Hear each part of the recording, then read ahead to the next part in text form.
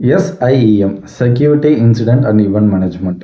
As a ஃப்ரெஷராக இல்லை ஒரு என்ட்ரி லெவல் ஐடி இன்ஜினியராக நீங்கள் சைபர் செக்யூரிட்டிக்குள்ளே வரத்துக்கான ஒரு முக்கியமான இல்லை ஒரு ஈஸியான வழி இதுதான். இதை பற்றி நான் எக்ஸ்பிளைன் பண்ணுறேன். இந்த வீடியோவை முழுசாக பாருங்கள். ஒரு வீடு எடுத்துப்போம், இல்லை ஒரு வீடு வேணாம், ஒரு விஐபி வாழ்கிற ஒரு முக்கியமான விஐபி வாழ்கிற ஒரு வீடு.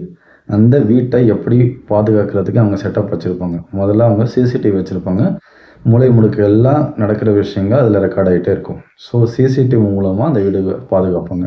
ஸோ அந்த சிசிடிவியை பாதுகாக்குமானா பாதுகாக்காது. அது நடக்கிற நிகழ்வுகளை ரெக்கார்ட் மட்டும்தான் பண்ணும். நாளை பண்ண ஏதாவது தப்பு நடந்துச்சுன்னா எங்கே எப்போ யார் உள்ளே வந்தால் என்ன நடந்துச்சு, யார் என்ன பண்ணா அப்படிங்கிற விஷயத்தை தேடுறதுக்காக உதவும். ஸோ இந்த இடத்துல வெறும் சிசிடிவி மட்டும் பத்தாது, சிசிடிவிக்கு கூடவே ஒரு செக்யூரிட்டி, ஒரு காவல் பணியாளரும் தேவைப்படுறாங்க. அவர் தான் யார் உள்ளே வரா, யார் வெளில போகிறா, யார் எத்தனை மணிக்கு கேட்டை ஓப்பன் பண்ணணும், கேட் க்ளோஸ் பண்ணணும், இந்த மாதிரி விஷயங்களை அவர் மொத்தமாக கவனிச்சிட்டு இருப்பார். ஸோ இதே போல் ஒரு சர்வர்லையோ இல்லை ஒரு அப்ளிகேஷன்லையோ நடக்கிற ஒவ்வொரு சின்ன சின்ன அசைவுகளையும் நிகழ்வுகளையும் பதிவு பண்ணி ரெக்கார்ட் பண்ணி வைக்கிற ஒரு டூல் தான் SIEM. SIEM டூல் வெறும் ரெக்கார்ட் மட்டும் பண்ணாது, அதையும் தாண்டி அன்யூஷுவல் ஆக்டிவிட்டீஸ் அதையும் அதால் கேட்ச் பண்ண முடியும்.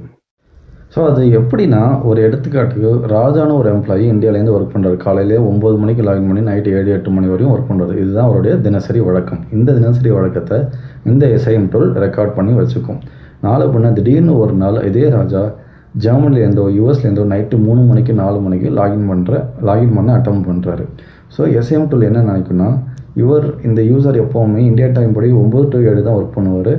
அதுவும் இந்தியாவிலேருந்து தான் லாகின் பண்ணுவார். திடீர்னு ஒரு நாட்டிலேருந்து வேறு டைம் ஜோன்லேருந்து அவர் உள்ளே வர்றாரு. ஸோ இது ஒரு unusual activity and suspicious activity அப்படிங்கிறத அதை ஃப்ளாக் பண்ணும்.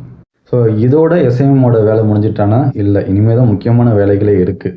ஸோ எல்லா டீம்லேயும் கம்பெனிஸ்லேயும் SOCன்னு அப்படின்னு இருப்பாங்க, செக்யூரிட்டி ஆப்ரேஷன் சென்டர், அப்படி இல்லைன்னா இன்சிடென்ட் மேனேஜ்மெண்ட் டீம்னு இருப்பாங்க. அவங்களுடைய வேலையே என்னென்னா, ஹேக்கர்ஸ் உள்ளே தன்னுடைய அப்ளிகேஷன்ஸையோ இல்லை டேட்டாவே திருடக்கூடாது, அதுலேருந்து பாதுகாக்கிறது தான் அவங்களுடைய வேலை. ஸோ SIEM என்ன பண்ணுன்னா, அவங்களுக்கு ஒரு டிக்கெட்டோ ஒரு இமெயிலோ ஆட்டோமேட்டிக்காக ட்ரிகர் பண்ணி விட்டுரும். பண்ணிவிட்டு அந்த டீம் உள்ளே இந்த இமெயிலை பார்த்துட்டு உள்ளே உண்மையிலேயே ராஜா தான் லாகின் பண்ண அட்டம் பண்ணுறாரா, இல்லை வேறு ஏதாவது ஹேக்கர் உள்ளே டேட்டாவை திருட முயற்சி பண்ணுறாங்கன்னு இன்வெஸ்டிகேட் பண்ண ஸ்டார்ட் பண்ணிடுவாங்க. செக்யூரிட்டி ஆப்ரேஷன்ஸை பொறுத்த வரைக்கும் ஒரு ஆளினால் அழகுராஜா தான் இந்த SIEM.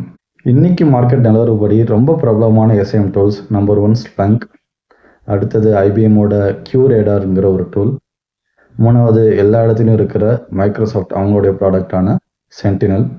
இதை தவிர லாக்ரிதம், செக்யூரானிக்ஸ் அப்படிங்கிற டூல்ஸும் ரொம்பவே பிரபலமாக யூஸ் பண்ணிட்டு வராங்க.